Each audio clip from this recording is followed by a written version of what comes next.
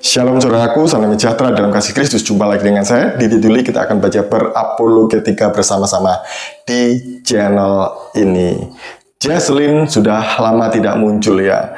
Dan juga Donditan ini dalam setiap kesempatan selalu membahas Alkitab. Sebenarnya ini adalah video yang lama yang mau saya reaction. Nah, kenapa mereka selalu membahas Alkitab? Karena hanya itu yang mereka tahu dari apa yang mereka tidak tahu. Dan mereka tidak mungkin membahas agamanya yang sekarang. Karena memang juga mereka tidak tahu. Karena terlalu sibuk ngurusin agama orang lain. Nah, yang mau saya komentari kali ini adalah mengenai kisah Yesus yang hilang, kata Jesslyn, yang disembunyikan oleh Persatuan Bapak-Bapak Gereja.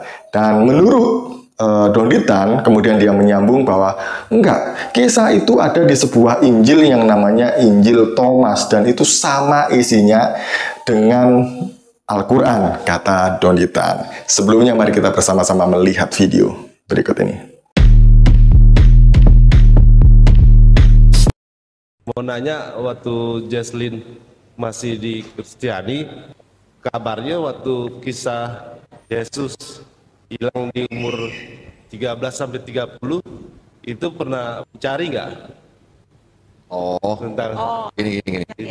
Kisah hilangnya Yesus dari umur 13-30 tahun jujur tidak di highlight ya. Tapi kita tahu sebenarnya kayak tidak ada rekor penceritaan tiba-tiba Yesus udah 30 tahun. Jadi seakan kita memang disetir ya. Kita disetir ke arah pemahaman ya berdasarkan bapak-bapak gereja ya, persatuan bapak-bapak gereja.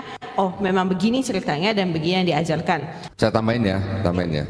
Sebenarnya ada beberapa kisah tentang yang disebut dengan Yesus Kristus ketika dia masih remaja gitu. Cuman tidak masuk ke dalam Bible. Sebenarnya ada gospel-gospelnya. Karena Bible itu kan adalah kitab-kitab yang dipilih oleh bapak-bapak gereja pada saat awal-awal mereka terbentuk gitu. Di dalam sebuah gospel, judulnya The Infancy Gospel of Thomas, Yesus menciptakan burung dari tanah liat, mujizat gitu. Sama dengan di Quran sebenarnya. Tetapi gospel itu tidak masuk dalam Bible, atau tidak istilahnya dikanonisasi oleh bapak-bapak gereja pada waktu itu.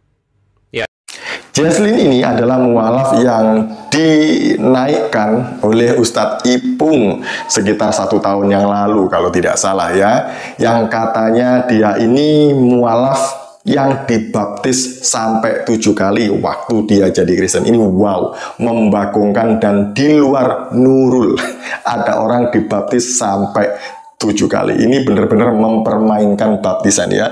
Baptisan itu sakramen yang sakral karena dalam nama Bapa, Putra, dan Roh Kudus. Jadi tidak boleh dibatalkan dan tidak boleh dipermainkan. Kecuali yang baptis kamu adalah bidat, baru boleh dibatalkan. Oke, kita skip aja mengenai baptisan 7 kali ini. Saya mau komentari apa yang dia sampaikan ya. Kenapa Yesus itu kisahnya tidak ada atau tidak lengkap mulai umur 13 sampai 30 tahun. Jadi tiba-tiba itu 30 tahun aja. Dan bapak-bapak gereja, persatuan bapak-bapak gereja ini memang menggiring ke sana, kata dia. Inilah ketidaktahuannya dia. Kasihan sebenarnya, dia bicara sesuatu yang benar-benar dia tidak tahu dan dia tidak pahami sama sekali. Mari kita luruskan. Nah, Jesslyn mengatakan ada persatuan bapak-bapak gereja. Emangnya bapak-bapak gereja ini kumpulan orang-orang arisan disebut persatuan? Nggak ada. Yang ada itu konsili bapak-bapak gereja, bukan persatuan. Karena memang bukan perkumpulan, begitu loh ya. Nah, dalam konsili memang ada kanonisasi Alkitab. Nah, dalam kanonisasi Alkitab itu bukan perkara yang mudah. Itu perkara yang sangat sulit, rumit, dan membutuhkan waktu yang sangat lama. Sekitar 300 tahun. Di mana bapak-bapak gereja berjuang untuk memisahkan, untuk memilih berdasarkan tradisi gereja dan juga pimpinan Roh Kudus, mana yang firman Allah dan mana yang merupakan kitab dari para bidat, yaitu dari Injil-Injil palsu yang sangat banyak sekali bermunculan di Kristen mula-mula pada waktu itu. Dan kenapa kisah Yesus itu kok di-skip-skip di dalam Alkitab dan hanya ditulis di umur 30 tahun? Ya memang kalau kita melihat di dalam Alkitab, kisah Yesus itu hanya tertulis kelahirannya, kemudian umur 8 hari dia disunat, kemudian umur 12 tahun ketika dia mengikuti bar mitzvah di bait suci, dan ketika umur 30 tahun. Karena kalau semuanya itu ditulis, firman Tuhan katakan agaknya dunia ini pun juga tidak mampu untuk menampung semuanya. Jadi memang tujuan utamanya adalah ketika dia memulai pelayanan. Kenapa demikian? Karena waktu itulah Sang Firman menjadi manusia. Dia benar-benar melakukan apa yang dikehendaki oleh Sang Bapa, yaitu untuk menyampaikan Injil kerajaan dan Injil keselamatan, di mana kerajaan Allah sudah hadir di muka bumi. Di dalam kehadirannya Sang Firman menjadi manusia yang dimanifestasikan di dalam mujizat-mujizat, kesembuhan-kesembuhan, pengusiran setan, dan juga pengampunan dosa. Nah, inilah yang dilakukan oleh Yesus di dalam pelayanannya. Jadi ini yang benar. Yang lain itu tidak harus dituliskan di dalam Alkitab. Oleh karena itulah para bidat kemudian mencari the lost year of Jesus, atau tahun-tahun Yesus yang hilang yang tidak terekam di dalam Alkitab.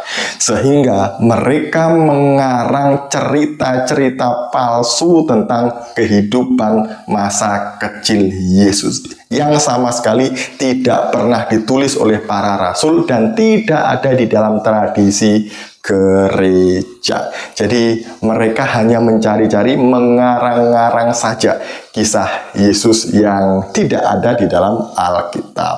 Dan para bidat ini mengatasnamakan diri mereka sebagai para rasul, padahal mereka hidup ratusan tahun setelah para rasul meninggal. Jadi 200, 300, 400 tahun barulah Injil-Injil palsu atau Injil-Injil apokrif ini ditulis. Kalau mereka mau ambil, ya silahkan. Seperti yang disampaikan oleh Donditan tadi itu, loh ini kok mirip sama dengan Al-Quran kisahnya, yaitu kisah yang ada di dalam Injil Thomas mengenai Yesus yang membuat mujizat burung dari tanah liat ketika dia usia 5 tahun. Mari kita melihat Injil-Injil apokrif Perjanjian Baru yang ditolak oleh bapak-bapak gereja.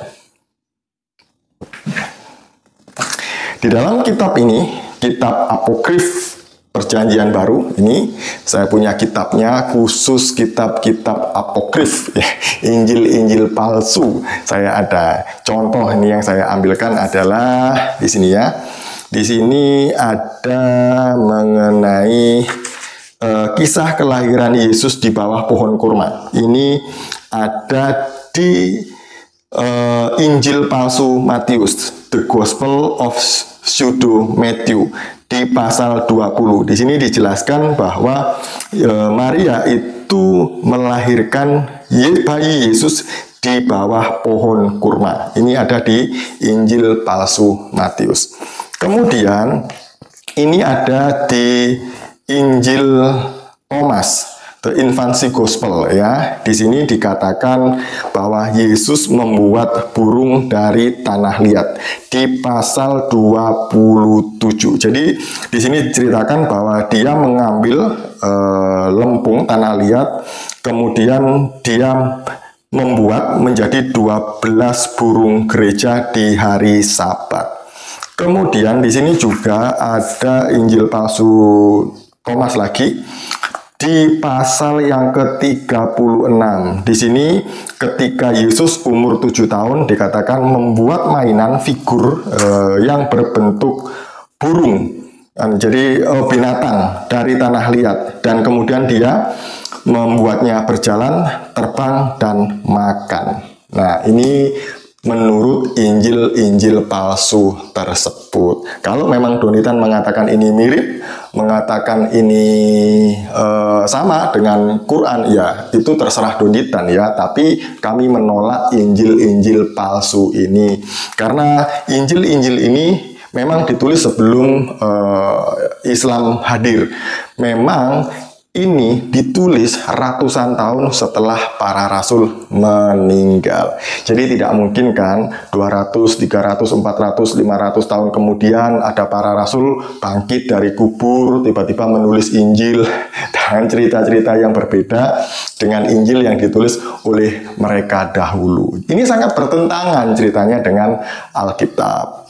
Jadi ini loh yang dimaksud dengan Injil apokrif yang ditolak oleh bapak-bapak gereja. Bukan karena suka atau tidak suka, karena memang ini adalah tulisan para bidat. Ini adalah kitabnya para bidat. Sekian dari saya. Shalom, salam waras. Tuhan Yesus memberkati.